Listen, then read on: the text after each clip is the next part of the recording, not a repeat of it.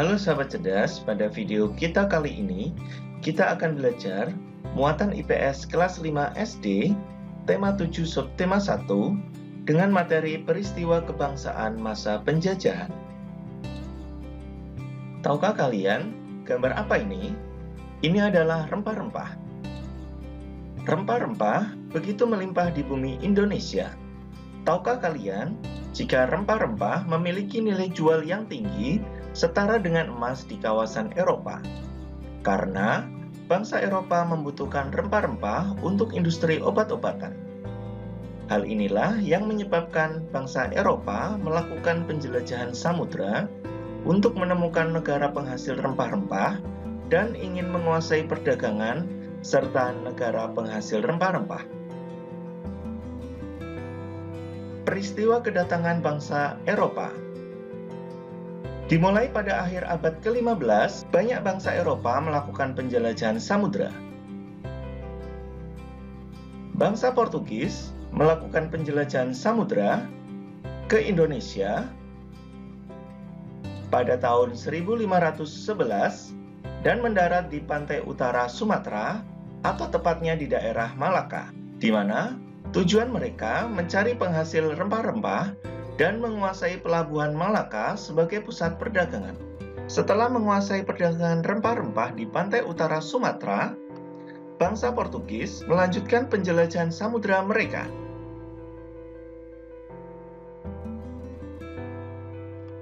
Pada tahun 1512, mereka mendarat di pantai Ternate, Maluku.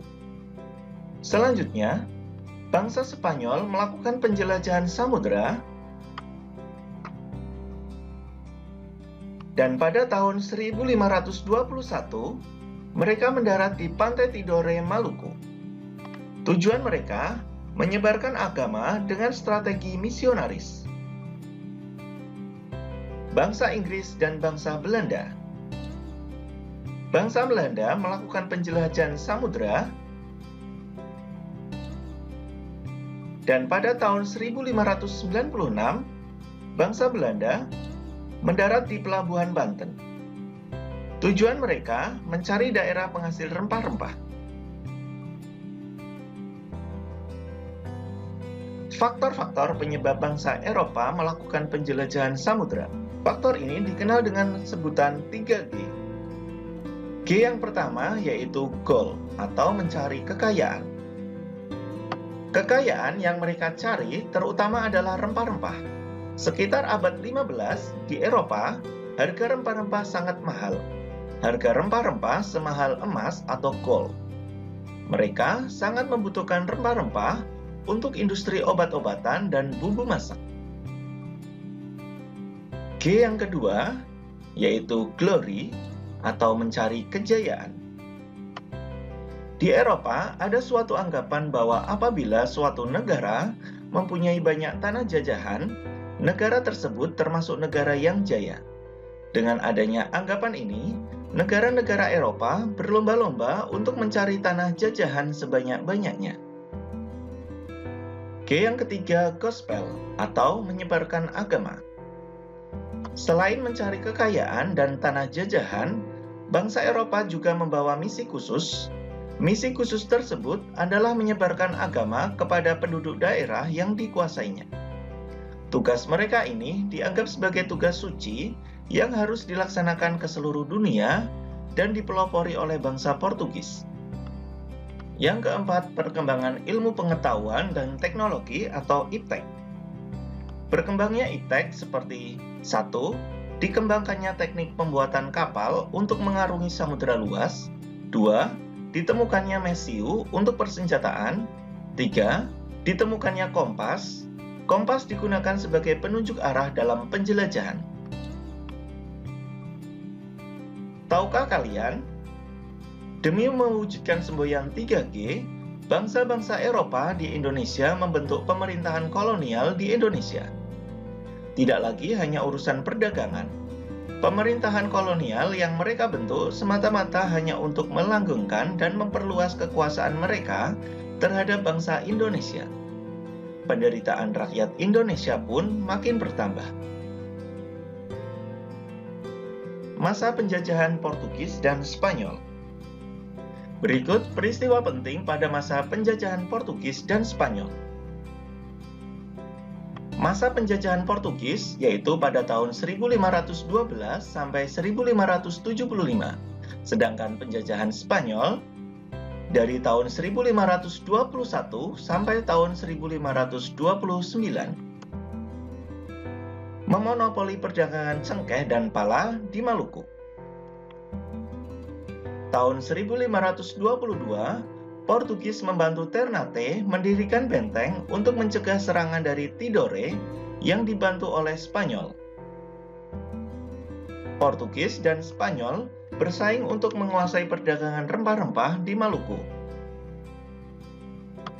Persaingan Portugis dan Spanyol berakhir dengan adanya Perjanjian Saragossa, di mana Spanyol harus meninggalkan Maluku. Selanjutnya, tahun 1575, Portugis berhasil diusir rakyat Maluku.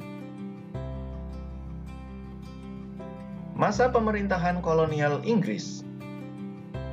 Peristiwa penting pada masa kolonial Inggris.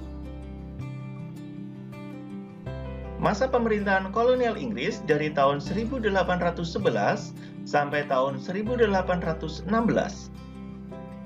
Thomas Stamford Raffles menjabat sebagai Letnan Gubernur sejak 19 Oktober 1811. Wilayah kekuasaan kolonial Inggris yaitu Sumatera, Ambon, Banda, Pulau Jawa, Palembang, dan Makassar. Kondisi rakyat Indonesia sangat menderita. Kebijakan Inggris antara lain menghapus sistem tanam paksa, mengenalkan sistem sewa tanah, membagi Pulau Jawa menjadi 16 karisedanan, dan lain-lain. Kebijakan di bidang ilmu pengetahuan. 1. Mengundang ahli pengetahuan dari luar negeri untuk mengadakan berbagai penelitian ilmiah di Indonesia. 2. Raffles bersama Arnoldi berhasil menemukan bunga bangkai sebagai bunga raksasa dan terbesar di dunia. Bunga tersebut diberi nama ilmiah Rafflesia Arnoldi. 3. Raffles menulis buku History of Java dan merintis pembangunan Kebun Raya Bogor. Kebun Raya Bogor merupakan kebun biologi yang mengoleksi berbagai jenis tanaman di Indonesia, bahkan dari berbagai penjuru dunia. Kebijakan di bidang ekonomi. 1. Menghapus kontingenten atau penyerahan tanah yang diganti dengan sistem sewa tanah atau land rente. 2. Petani harus membayar pajak penggunaan tanah sebagai uang sewa, karena semua tanah dianggap milik negara yang dikelola oleh pemerintah kolonial Inggris. Dalam menjalankan sistem pajak tanah, Raffles mengalami kegagalan karena beberapa faktor, yaitu 1. Kesulitan untuk menentukan besarnya pajak untuk pemilik tanah, karena ukuran tanah milik warga yang berbeda-beda. 2. Sulit untuk menentukan ukuran dan tingkat kesuburan tanah petani. 3. Berbagai keterbatasan yang dimiliki oleh pegawai Raffles. 4. Masyarakat yang berada di desa banyak yang belum mengenal mengenai sistem uang. Kebijakan di bidang pemerintahan, pengadilan, dan sosial. 1. Pulau Jawa dibagi menjadi 16 karisedanan, termasuk Yogyakarta dan Surakarta. 2. Setiap karisedanan mempunyai badan pengadilan. 3. Melarang perdagangan budak. Berikut adalah pembagian 16 karisedanan di Pulau Jawa. Masa pemerintahan kolonial Belanda. Berikut peristiwa penting pada masa kolonial Belanda.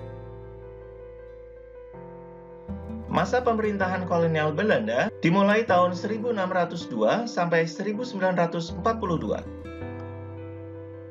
Pembentukan VOC. VOC adalah Kongsi Perdagangan Belanda yang berdiri pada 20 Maret 1602 untuk memonopoli perdagangan rempah-rempah di Banten. Wilayah kekuasaan kolonial Belanda yaitu hampir seluruh wilayah Indonesia.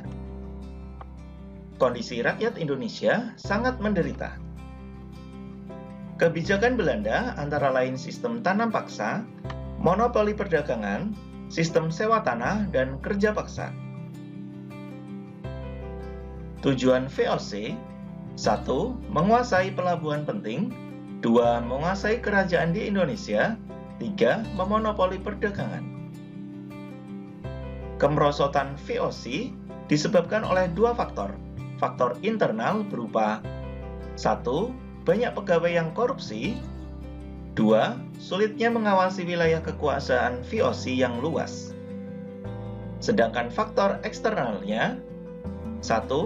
Mencetusnya revolusi Prancis, 2. Penentangan rakyat Indonesia berupa peperangan. Pembubaran VOC. VOC mengalami kebangkrutan dan dibubarkan pada 31 Desember 1799.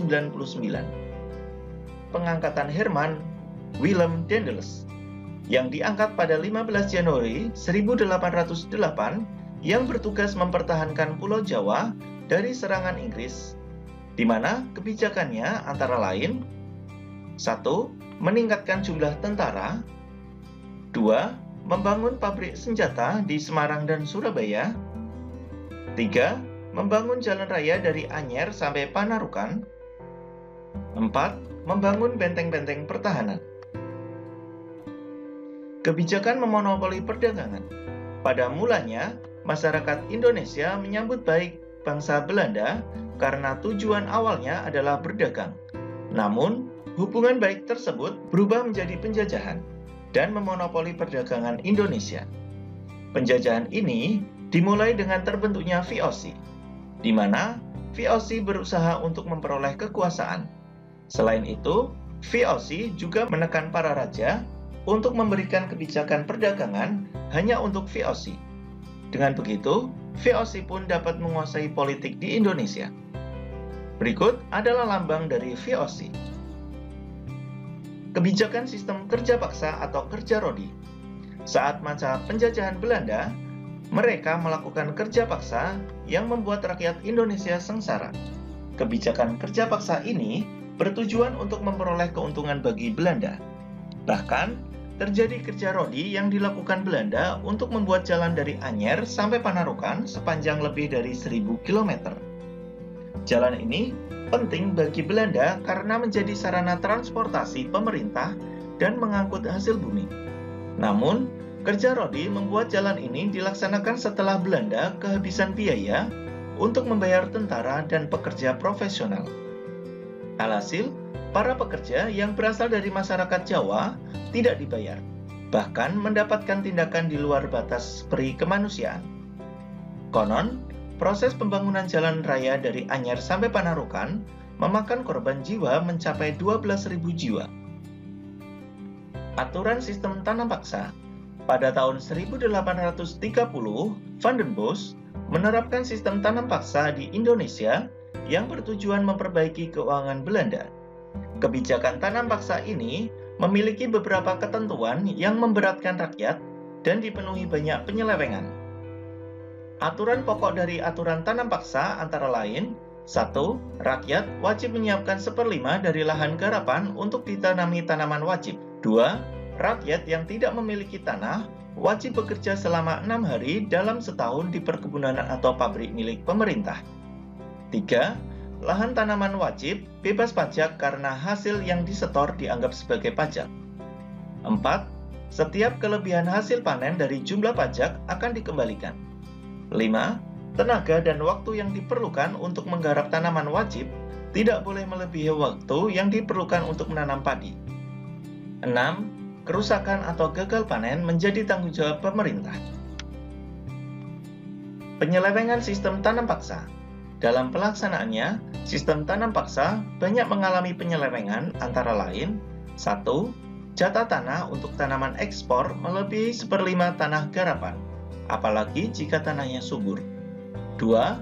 Rakyat lebih banyak mencurahkan perhatian, tenaga, dan waktunya untuk tanaman ekspor, sehingga tidak sempat mengerjakan sawah dan ladangnya sendiri. 3. Rakyat yang tidak memiliki tanah harus bekerja melebihi waktu 1/5 setahun. 4. Waktu pelaksanaan tanam paksa melebihi waktu tanam padi, yaitu 3 bulan. Sebabnya, tanaman perkebunan memerlukan perawatan terus-menerus. 5. Setiap kelebihan hasil panen dari jumlah pajak yang harus dibayarkan kembali pada rakyat, ternyata tidak dikembalikan pada rakyat. 6. Kegagalan panen tanaman wajib menjadi tanggung jawab rakyat atau petani. Akibat penyelewengan sistem tanam paksa, antara lain 1. Banyak tanah terbengkalai sehingga panen gagal. 2. Rakyat makin menderita karena wabah kelaparan. 3. Wabah penyakit merajalela. Salah satu tokoh Belanda yang menentang sistem tanam paksa adalah Douwes Dekker dengan nama samaran Multatuli melalui bukunya Max Havelaar. Dia mengusulkan langkah-langkah untuk membalas budi baik bangsa Indonesia. Langkah-langkah tersebut adalah sebagai berikut. 1. Pendidikan atau edukasi. 2. Membangun saluran pengairan atau irigasi. 3. Memindahkan penduduk dari daerah yang padat ke daerah yang jarang penduduknya atau transmigrasi. Perlawanan rakyat terhadap bangsa Portugis. Perlawanan Kerajaan Ternate. Kerajaan Ternate juga melakukan perlawanan terhadap Portugis yang dipimpin oleh Sultan Baabullah. Dengan dipimpin oleh Sultan Baabullah, rakyat Maluku menyerang pos-pos perdagangan dan pertahanan Portugis di Maluku. Hasilnya, di tahun 1575, Portugis pergi dari Maluku dan Ternate mencapai puncak kejayaan di masa pemerintahan Sultan Baabullah. Perlawanan Kerajaan Aceh. Raja dari Kerajaan Aceh yang terkenal paling gigih untuk melakukan perlawanan pada Portugis adalah Sultan Iskandar Muda.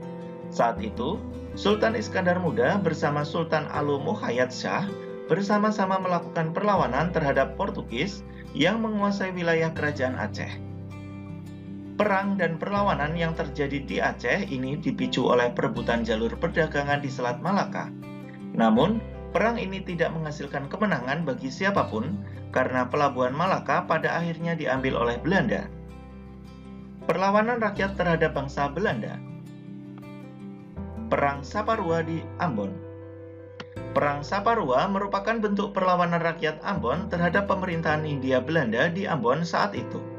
Rakyat Ambon dipimpin oleh Thomas Matulesi atau yang kita kenal dengan nama Patimura. Selain itu, juga ada pahlawan wanita Indonesia yang juga ikut berperang bersama Patimura, yaitu Christina Marta Tiahahu.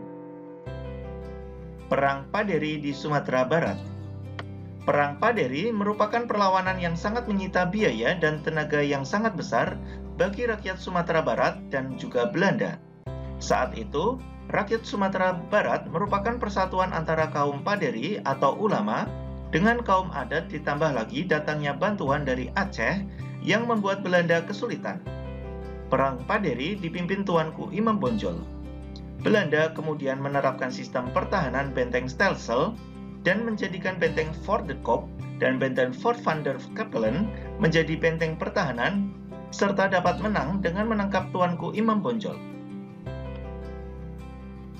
Perang Diponegoro berlangsung dari tahun 1825 sampai 1830 yang menjadi salah satu perang besar yang dihadapi oleh Belanda.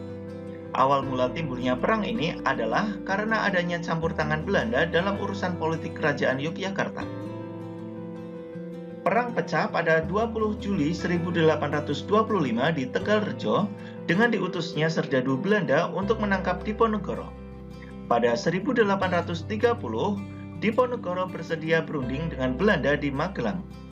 Perundingan tersebut hanya menjadi tipuan dan Diponegoro akhirnya ditangkap dan diasingkan ke Manado.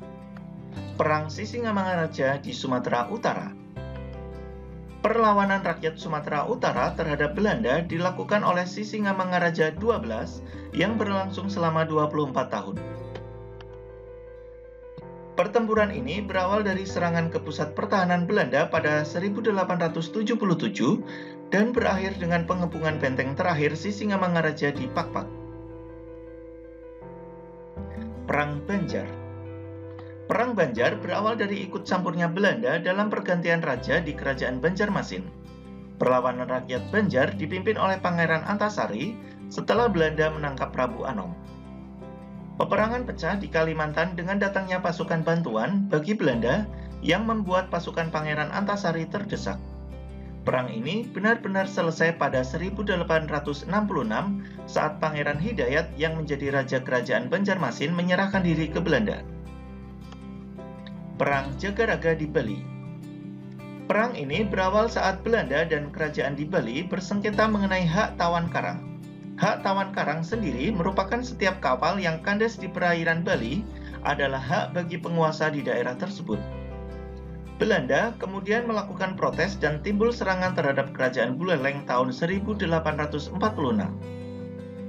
Pada 1906, seluruh kerajaan di Bali jatuh ke tangan Belanda hingga rakyat Bali melakukan perang habis-habisan yang dikenal dengan Perang Puputan. Faktor penyebab gagalnya perjuangan melawan penjajah. 1. Perjuangan bersifat kedaerahan. 2. Perlawanan dilakukan tidak serentak. 3. Kalah persenjataan. 4. Masih tergantung pada pemimpin. 5. Belanda menerapkan politik adu domba atau divide et impera. Pergerakan nasional Indonesia dibagi menjadi 3 masa. Yang pertama, masa pergerakan nasional tahun 1900-an. Pada masa ini, lahir banyak organisasi pergerakan seperti Budi Utomo, Sarekat Islam, Muhammadiyah, dan Indische Partij. Salah satu organisasi yang besar pengaruhnya terhadap pergerakan nasional adalah Budi Utomo. Pada tanggal 20 Mei 1908, Sutomo beserta kawan-kawannya sepakat mendirikan Budi Utomo yang berarti usaha mulia. Karena sebagai organisasi modern yang pertama kali muncul di Indonesia, pemerintah RI menerapkan tanggal berdirinya Budi Utomo diperingati sebagai Hari Kebangkitan Nasional. Yang kedua, masa awal radikal tahun 1920 sampai 1927-an. Perjuangan bangsa Indonesia melawan penjajah pada abad ke-20 disebut masa radikal karena pergerakan-pergerakan nasional pada masa ini bersifat radikal atau keras terhadap pemerintah Hindia Belanda. Mereka menggunakan asas non-kooperatif atau tidak mau bekerja sama. Organisasi-organisasi yang bersifat radikal adalah Perhimpunan Indonesia, Partai Komunis Indonesia, Nahdlatul Ulama, Partai Nasional Indonesia. Yang ketiga, masa moderat tahun 1930-an.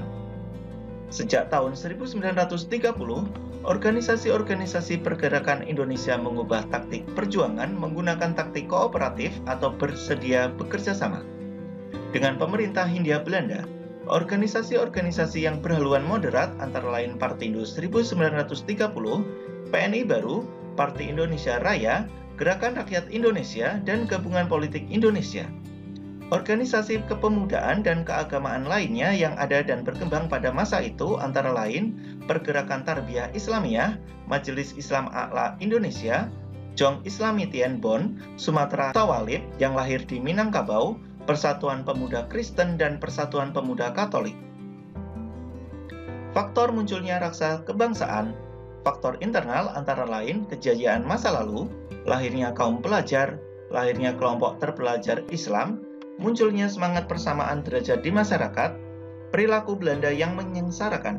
Sedangkan faktor eksternal antara lain perkembangan nasionalisme di berbagai negara, adanya politik etis dari Belanda, lahirnya Perang Dunia I yang menyadarkan para pelajar akan mengubah nasib bangsa, munculnya dorongan perlawanan karena perbedaan ideologi, kemenangan Jepang atas Rusia.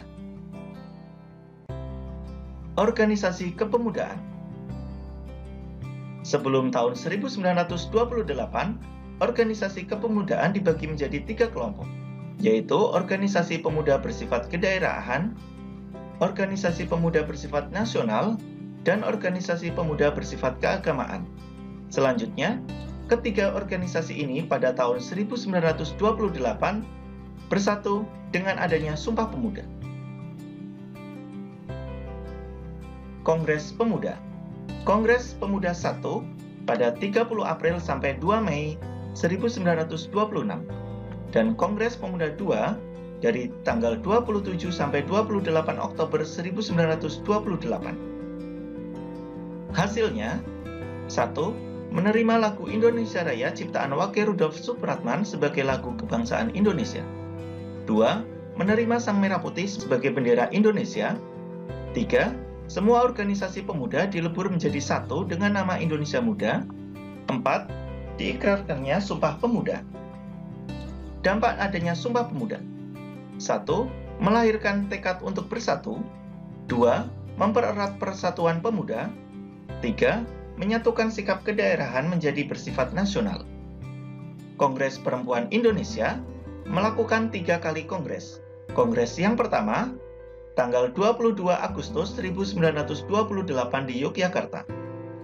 Hasilnya membentuk Perserikatan Perempuan Indonesia atau PPI, merumuskan tujuan mempersatukan cita-cita dan usaha memajukan wanita Indonesia. Yang kedua, tanggal 20-24 Juli 1935 di Jakarta. Hasilnya, membahas masalah perburuan perempuan, pemberantasan buta huruf, dan perkawinan. Yang ketiga, 23-28 Juli 1938 di Bandung. Hasilnya, menyetujui RUU Perkawinan Modern dan menyepakati tanggal lahir PPI, yaitu tanggal 22 Desember sebagai Hari Ibu. Demikian video pembelajaran kita kali ini, semoga bermanfaat. Sekian dan terima kasih.